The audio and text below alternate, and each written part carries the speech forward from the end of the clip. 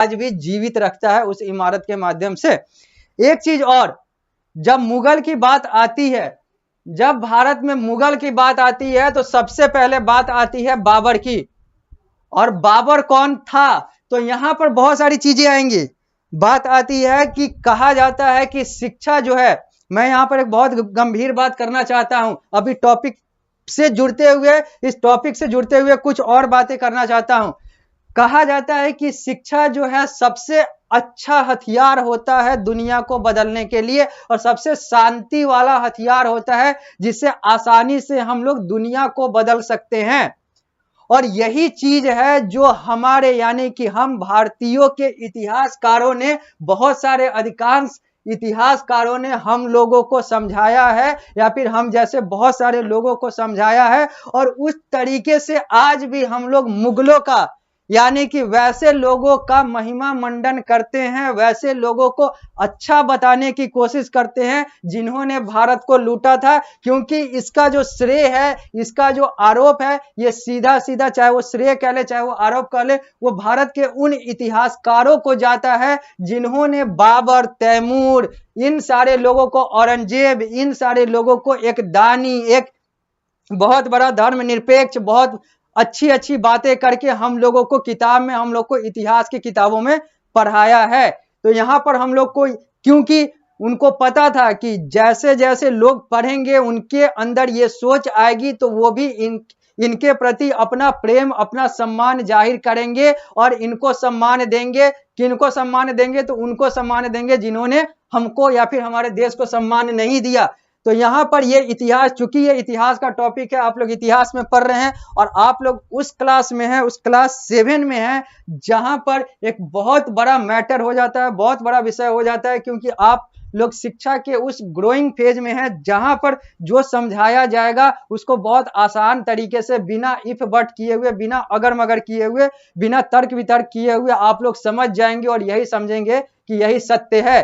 तो यहां पर यह चीज हमेशा ध्यान रखें कि अगर कोई इतिहासकार कोई कुछ पढ़ा रहा है तो उसको एकदम 100% सत्य न माने। क्योंकि बहुत सारे ऐसे इतिहास के बहुत सारे ऐसे पहलू हैं जहां पर एक इतिहासकार कुछ और कहता है तो दूसरा इतिहासकार कुछ और कहता है, तो दोनों तो सही ही कह रहा है, तो दोनों सही तो हो नहीं सकता। क्योंकि एक अगर लेफ्ट कह रहा है, एक अगर राइट कह रहा है, एक अगर दाएं कह रहा है, एक अगर बाएं कह रहा है, तो होगा तो कोई एक ही सही। तो यहां पर हम लोग को ये चीज देखना है और ये चीज समझना है सीधा सीधा कि जो मुगल थे उन्होंने भारत को लूटा है, उन्होंने भारत को बहुत सारे तरीकों से नासा है, यानी कि बहुत सारे तरीकों से खराब किया है। तो इसका मतलब सीधा सीधा यह हो जाता है कि मुगल जो थे वो भारत के लिए अच्छे नहीं थे, भारत के लिए फायदेमंद नहीं थे, भारत के लिए सही नहीं थे। तो मुगल को की तारीफ करनी और मुगल को सम्मान देना यह अपने देश का अपमान करने के बराबर है। तो हम लोग बाबर, औरंगजेब, इन सारे लोगों को जो सम्मान बहुत सारे लोग देते हैं या फिर दिवाते हैं,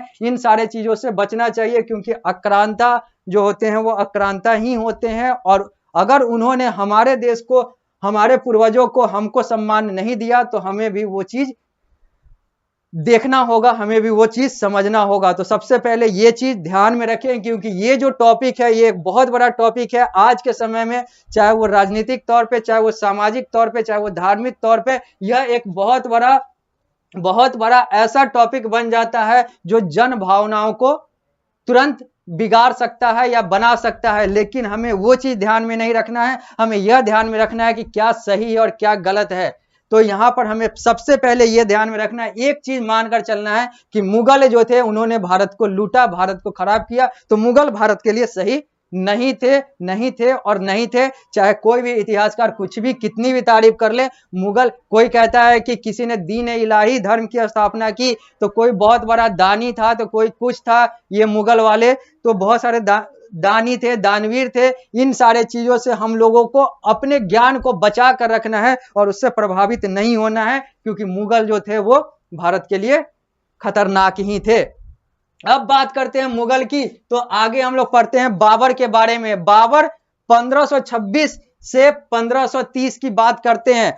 तो बाबर जो था, बाबर के बारे में यही बात है। बाबर के बारे में सबसे बड़ा फैक्ट यह है कि बाबर ने ही मुगल साम्राज्य की स्थापना की थी। यानी कि अगर आपसे पूछा जाता है कि मुगल साम्राज्य के संस्थापक कौन थे, नहीं था, कौन था मुगल साम्राज्य का संस्थापक, तो बाबर।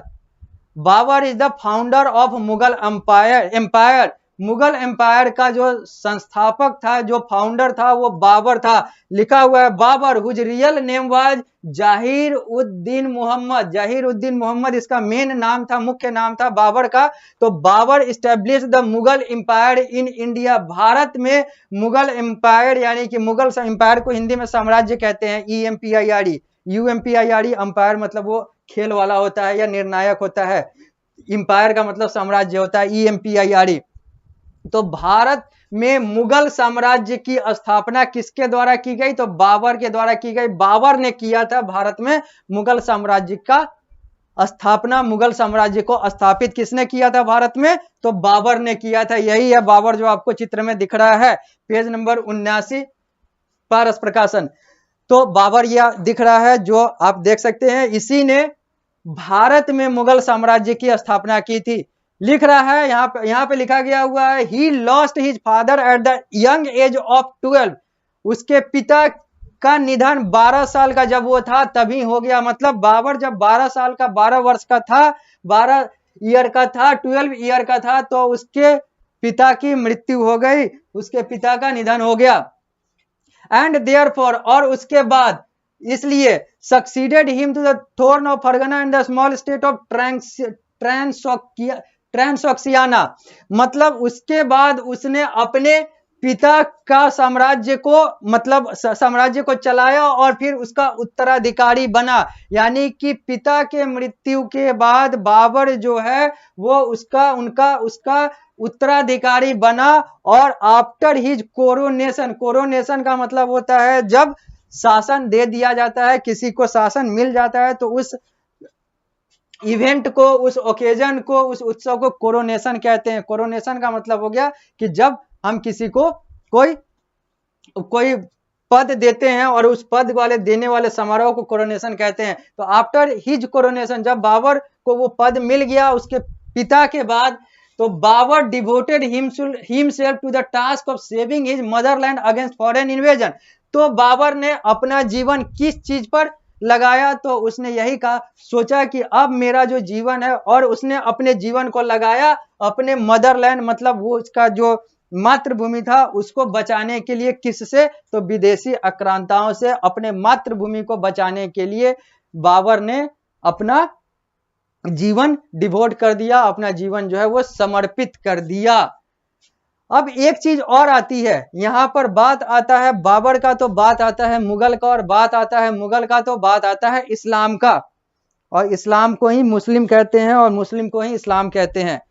तो यहां पर कहा जाता है कि जो बाबर वगैरह जो थे ये मुस्लिम थे, ये इस्लाम वाले थे, ये इन्होंने इस्लाम को फैलाया, इन्होंने इस्लाम को पूरे दुनिया में, भारत में और अलग अलग जगहों पे जहां जहां इन्होंने शासन किया वहां वहां इन्होंने इस्लाम यानी कि मुस्लिम धर्म को फैलाने का कार्य किया।